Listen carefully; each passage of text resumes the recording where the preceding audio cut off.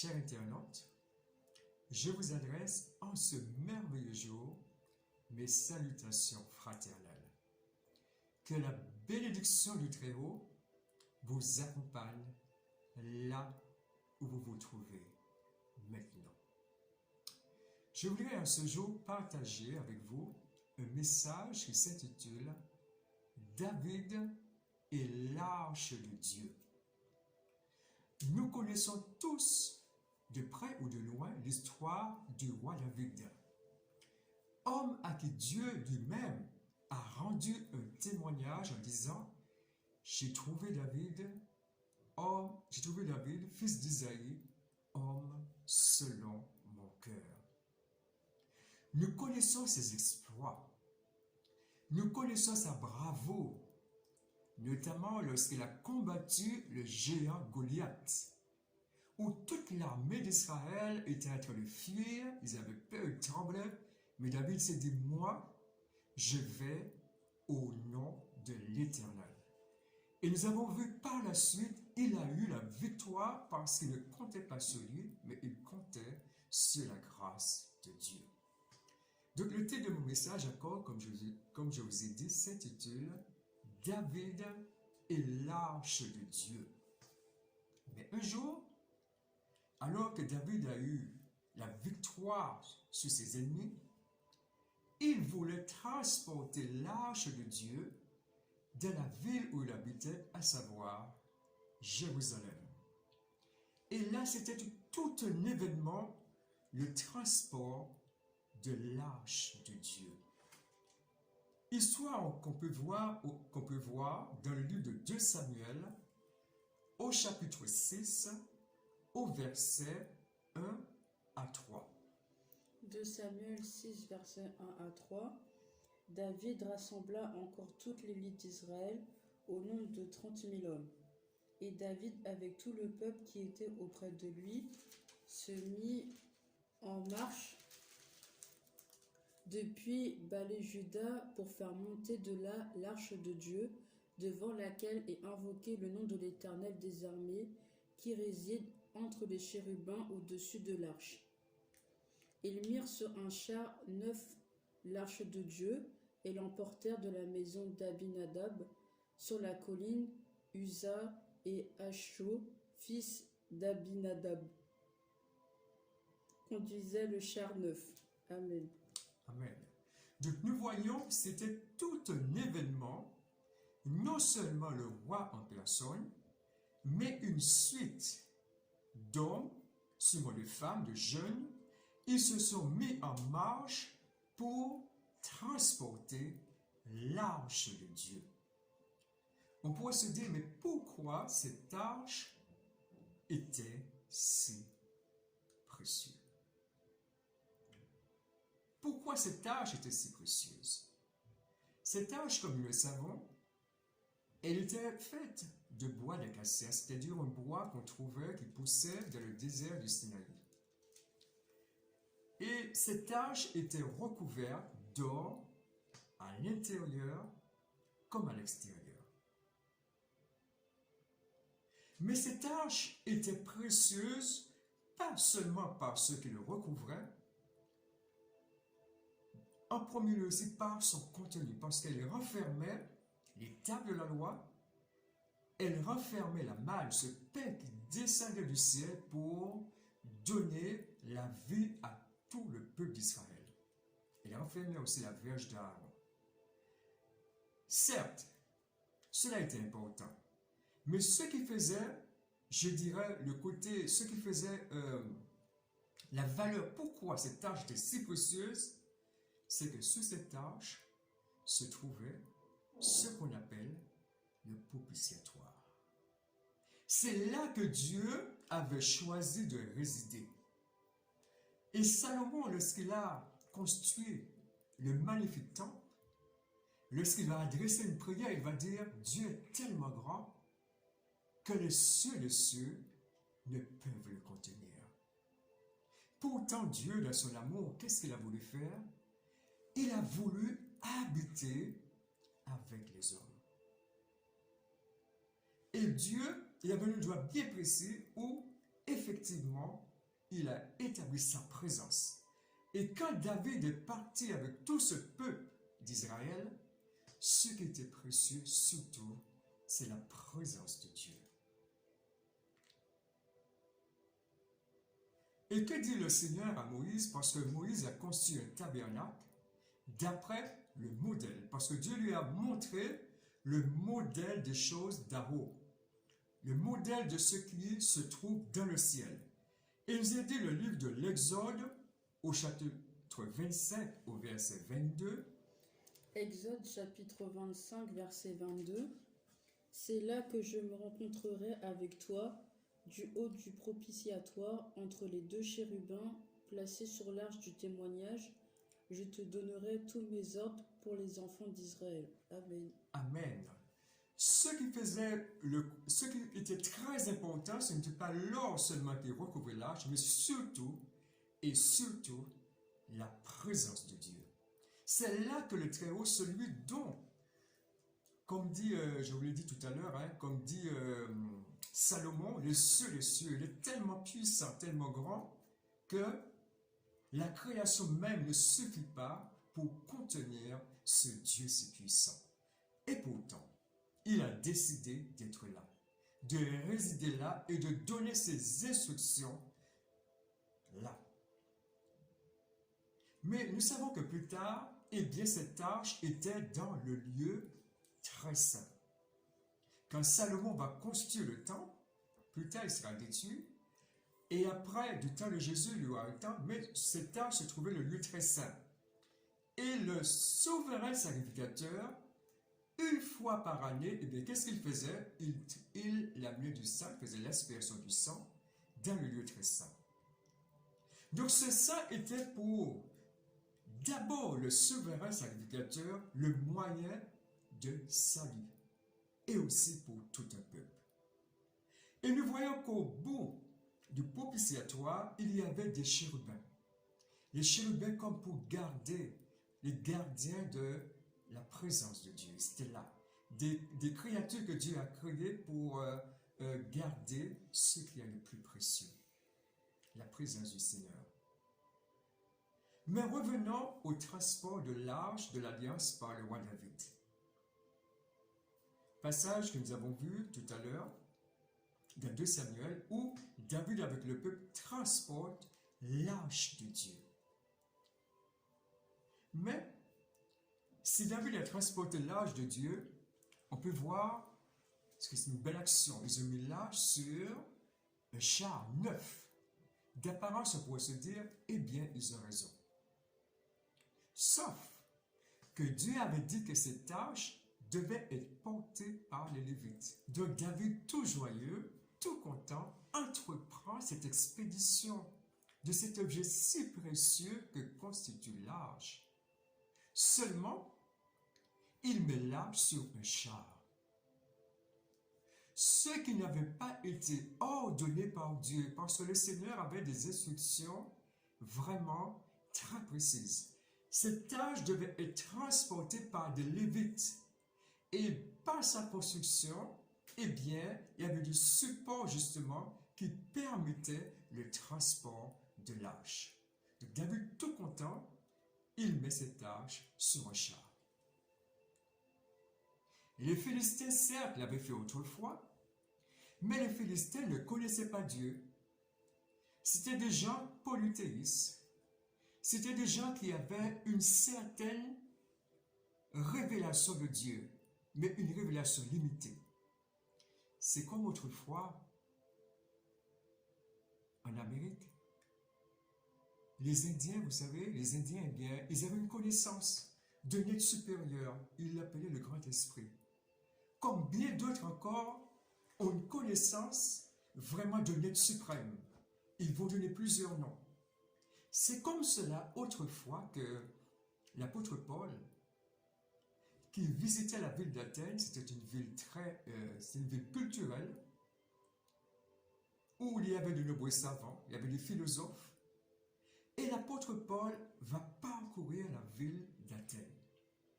Il va découvrir une inscription, sur une inscription à un Dieu inconnu. à un Dieu inconnu. Mais aujourd'hui, le Seigneur ne veut pas qu'il ne soit pas connu. Parce que plus tard, l'apôtre Paul dira, justement à tous ces Athéniens, qui se rassemblaient pour écouter les nouvelles, pour être à l'affût, ils étaient un peu à l'affût de ce qui se passait. L'apôtre Paul leur dira, ce Dieu-là que vous avez écrit à un Dieu inconnu, maintenant c'est lui que je vous révèle. Et plus tard, il dira, dans Acte 17, versets 30 à 31, Acte 17, versets 30 à 31. Dieu, sans tenir compte des temps d'ignorance, annonce maintenant à tous les hommes en tout lieu qu'il est à se repentir, parce qu'il a fixé un jour où il jugera le monde selon la justice par l'homme qu'il a désigné, ce dont il a donné à tous une preuve certaine en le ressuscitant des morts. Amen. Amen. Nous voyons là que Dieu, sans tenir compte des temps d'ignorance. Autrefois, avant la venue de Jésus, avant que l'évangile ne puisse être prêché dans tout l'Empire romain, le monde entier, il y avait des temps d'ignorance. Celui-là pouvait dire, eh bien, le grand esprit, l'autre donnait un autre nom, mais maintenant, ce n'est pas le temps de l'ignorance. Et le Seigneur dit, sans tenir compte des temps d'ignorance. Pourquoi? Parce que l'évangile, aujourd'hui, est prêché dans le monde entier. Il y a des supports, que ce soit les réseaux sociaux, que ce soit les hommes qui la mis à part, des prédicateurs qui prêchent la bonne nouvelle de l'évangile. Et il nous a dit que l'évangile, c'est une puissance de Dieu pour le salut de quiconque croit. De partout où on se trouve, partout où l'on est, que ce soit par les ondes, que ce soit par les réseaux sociaux, nous pouvons connaître ce Dieu sauveur qui est Jésus. Mais revenons un peu à l'histoire que nous avons lue au début, concernant David, quand il transportait l'arche. Effectivement, l'arche, c'était la présence, c'est un symbole de la présence visible de Dieu. Et nous avons vu que le souverain sacrificateur, eh bien, s'approchait dans le temple, d'un lieu très saint, et offrait le sang des animaux. Et là, pour David, on peut s'imaginer avec le peuple, lorsqu'il transportait cette arche, comment c'était important. Cette joie qui les accompagnait. D'ailleurs, il est dit que David dansait de toutes ses forces devant Dieu. Il y avait la louange avec tous les instruments qui étaient là pour célébrer la présence du Seigneur. L'arche de Dieu qui va rentrer à Jérusalem. Mais vous savez, il y a 2000 ans aussi, un événement extraordinaire s'est produit pour le monde. Où Dieu, à nouveau, s'est approché de la terre. Non pas par l'intermédiaire de l'arche, qui était tout simplement, l'arche était un symbole de Dieu, un symbole de ce qui allait venir, un symbole de Jésus, parce que tout, dans son élément, symbolise celui qui allait venir, l'agneau de Dieu. Que nous voyons par sa contenance et habilitable de la loi, eh bien, Jésus est la parole faite chair. Dans cette arche, il y avait aussi la manne. Cette manne qui permettait à tout un peuple de vivre, de subsister, de marcher jusqu'à la terre promise. Jésus est le pain vivant qui est descendu du ciel. Et nous voyons encore sous cette arche, il y avait ce sang qui était répandu, le sang des animaux. Eh bien, Jésus est l'agneau de Dieu qui ôte le péché du monde. Quand Jean le Baptiste l'a vu, beaucoup venaient à Jean. D'autres pensaient qu'il était le Messie. Mais Jean lui-même a rendu témoignage en disant, voici l'agneau de Dieu qui qui ôte le péché du monde.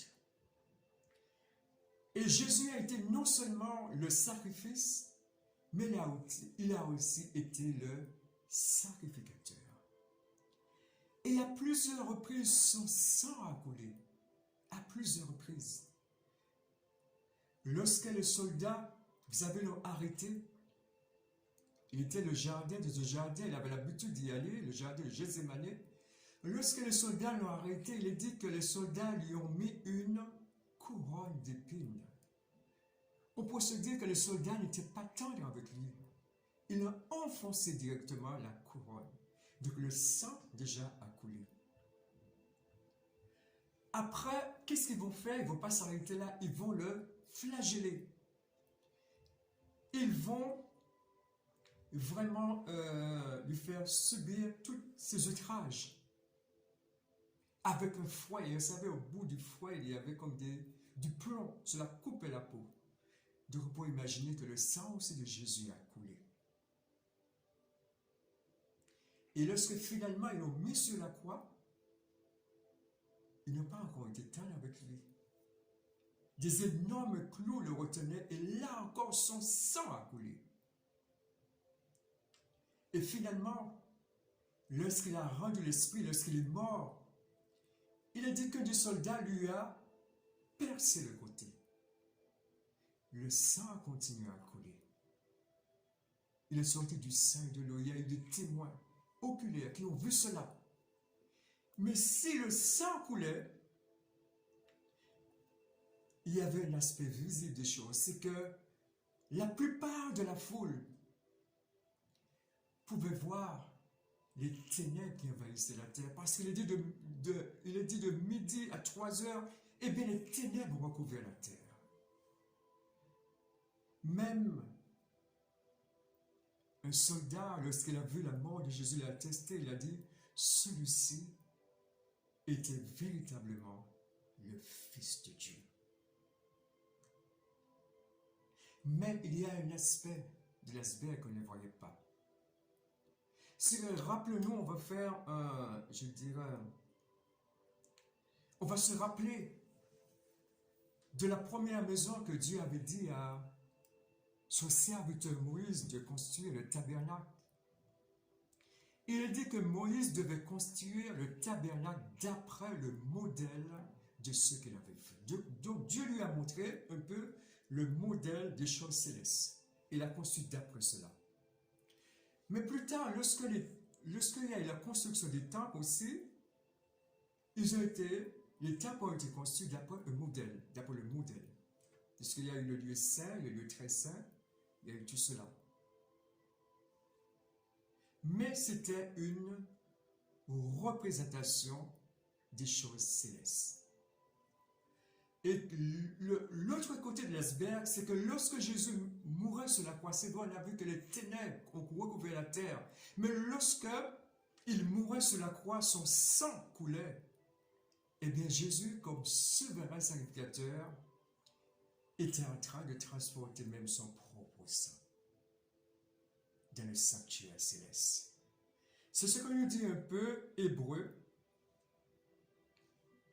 au chapitre 9, versets 11 à 12. Hébreux chapitre 9, versets 11 à 12. Mais Christ est venu comme souverain sacrificateur des biens à venir. Il a traversé le tabernacle plus grand et plus parfait qui n'est pas construit de main d'homme, c'est-à-dire qui n'est pas de cette création. Et il est entré une fois pour toutes dans le lieu très saint, mais avec son propre sang, ayant obtenu une rédemption éternelle.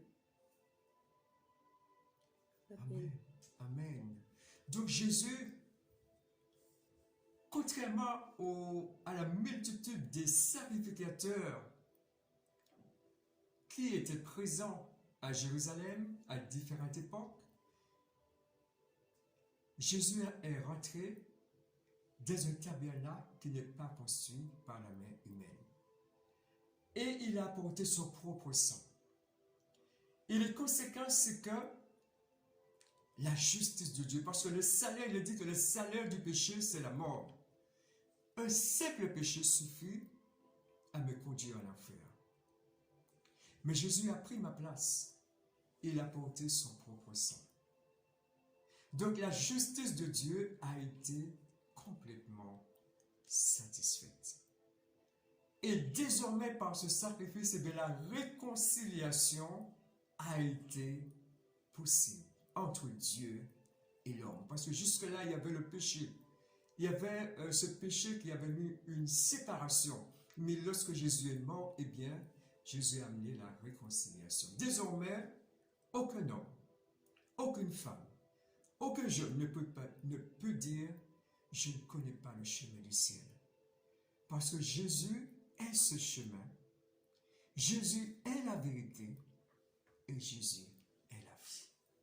Donc la réconciliation entre Dieu et l'homme a été rendue possible parce que Jésus a porté son propre sang. On peut voir cela du livre de Colossiens au chapitre 1er, versets 18 à 20.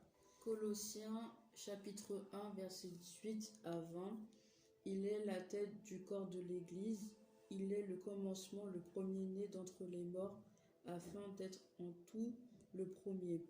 Car Dieu a voulu que toute plénitude habitât en lui.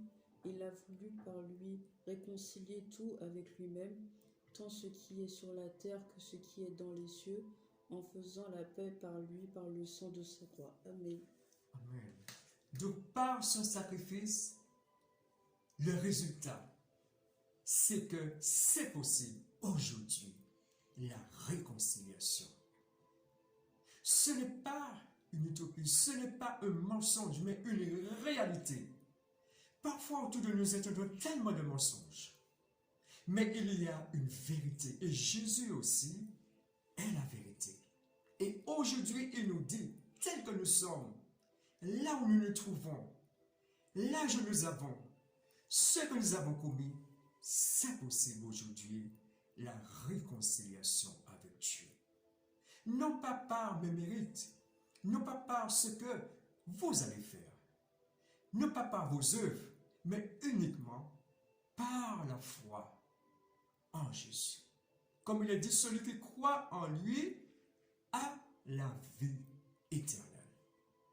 Donc, cher internaute, ne te laisse pas arrêter par ton passé, si sombre soit-il.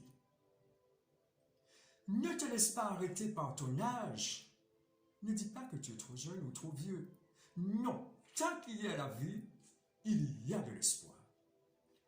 Aujourd'hui, tu peux repartir à zéro avec Jésus.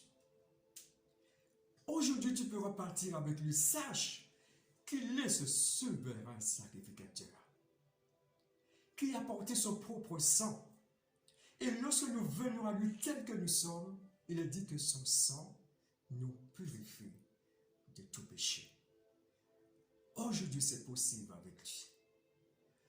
Aujourd'hui, nous pouvons changer notre vie parce qu'il a payé le prix.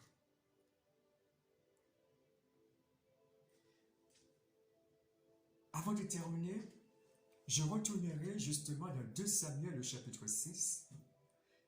Je ne lirai pas tout le chapitre.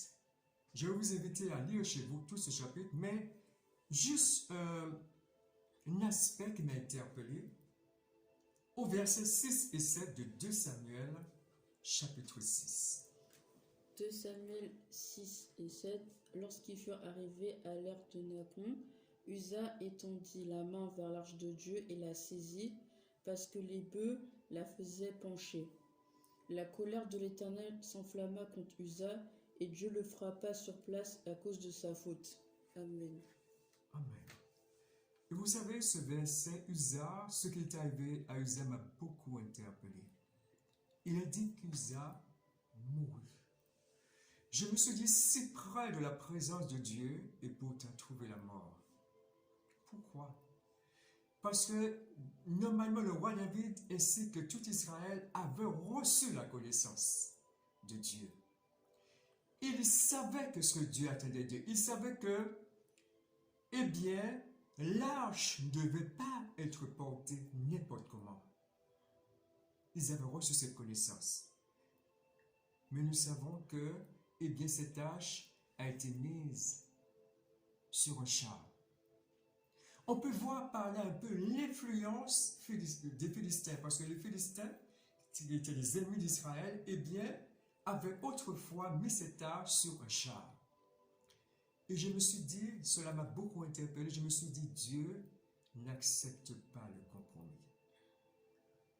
Une partie de la sainteté et une partie de mondanité. Comme cela arrive bien souvent parfois dans la musique. Si on prend l'exemple de la musique, on pourrait se dire des paroles de Dieu et bien souvent il y a des formes de musique, permettez-moi de vous dire, qui sont inspirées par des esprits démoniaques. Dieu n'accepte pas de mélange. Une partie de la sainteté, nous voyons que l'arche était quelque chose de très sainte. C'est là où Dieu résidait. Mais ils ont introduit quelque chose dont Dieu n'accepte pas. Et l'introduction de cela, eh bien, a entraîné la mort d'Uza. Et vous savez, chrétiens, amis internautes, par les décisions que nous prenons, non seulement nous, cela nous affecte, mais notre environnement aussi affecté. Chaque décision que je vais prendre aura une influence sur moi, mais aussi ceux qui m'entourent. Que je sois au travail, que je sois dans ma famille, que je sois en voyage ou autre, il n'y a aucune action sans conséquence. Et le Seigneur, de son désir, non seulement veut être avec nous, mais il veut que nous soyons aussi des porteurs de vie. Parce qu'il a misé sur chacun de nous. Il a dit, vous êtes la lumière du monde. Donc, quel que soit là où tu te trouves, cher internaute, avec Jésus, tu peux apporter l'espoir. Tu peux faire la différence. Car celui qui est en nous est plus grand que celui qui est dans le monde.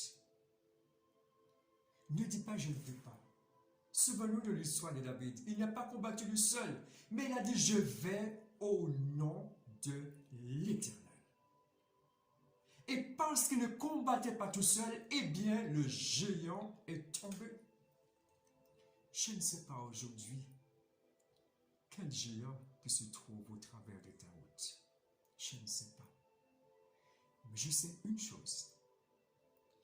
Il n'y a aucun géant que Jésus n'a pas vaincu. Il est dit qu'il a dépouillé les autorités. Vous savez, le monde spirituel est répandu le Dieu céleste. Mais Jésus les a tous dépouillés.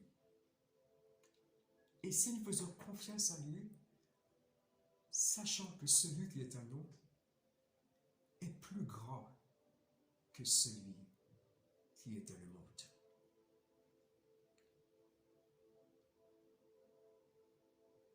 Donc, faisons confiance à notre Dieu. Et il est tellement important, aujourd'hui plus que jamais, d'obéir à sa voix. Comme il a dit que l'obéissance vaut mieux que les sacrifices. C'est tellement important pour lui, l'obéissance. Pour être des témoins authentiques, là où nous sommes, pour être ses porteurs de vie. Pour montrer au monde le chemin, parce que le chemin existe, ce n'est pas un mensonge, mais il y a un chemin sûr. Il y a un sauveur réel. Ce sauveur s'appelle Jésus. Il est le chemin, la vérité et la vie. Et celui qui peut aujourd'hui, là où tu es, changer ta vie. Si tu as la foi de le sacrifice qu'il a accompli pour toi à la croix du Calvaire. Que Dieu te bénisse. Et sache qu'avec Jésus, il y a de l'espoir. Sache qu'avec lui, quel que soit l'âge où tu as, ce que tu as commis, tu peux repartir à zéro avec Dieu. Donc que Dieu te bénisse là où tu te trouves. Et surtout, que tu fasses le bon choix de suivre Jésus. Car lui-même a dit, j'ai mis devant vous deux chemins, la vie et la mort, mais choisis la vie afin que tu vives. Donc que Dieu vous bénisse. Que Dieu vous bénisse et il soit toute la gloire.